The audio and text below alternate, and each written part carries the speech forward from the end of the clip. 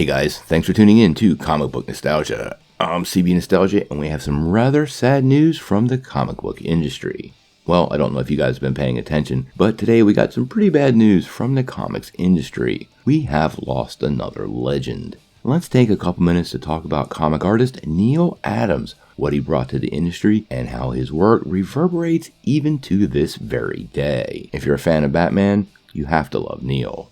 Now, before we dive into this though, make sure you hit the like and subscribe button and ring the bell for all the updates. Also, our big giveaway. We got this Oculus Quest 2 to give away at 50,000 subscribers. All you need to do to get in on the giveaway is be a subscriber and leave us a comment.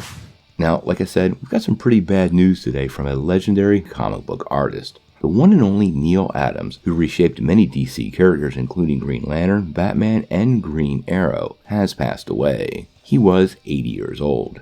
Now, he's best known within the industry for being the kind of guy that fights for creators' rights, conducted regular Q&A sessions with fans on social media and at conventions, and more importantly, co-created some big DC characters, including Man-Bat, Ra's al Ghul, and John Stewart. Now, the report from his family is he passed away due to complications from sepsis, but they didn't elaborate on what kind of infection this is.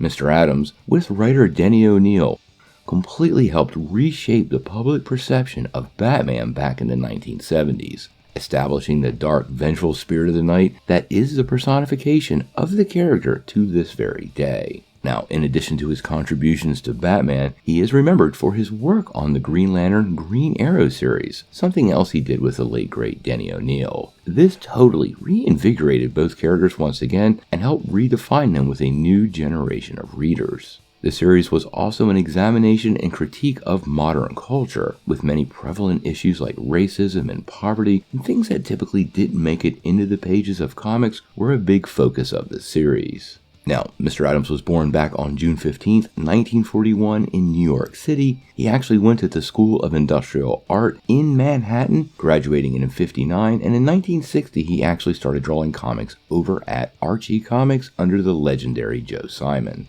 Now, quite honestly for me, what he brought to Batman is one of the biggest things ever for the character. Their reinvention happened after the 1960s TV show, which had embraced camp and somewhat of a comedic tone, but left the brand damaged.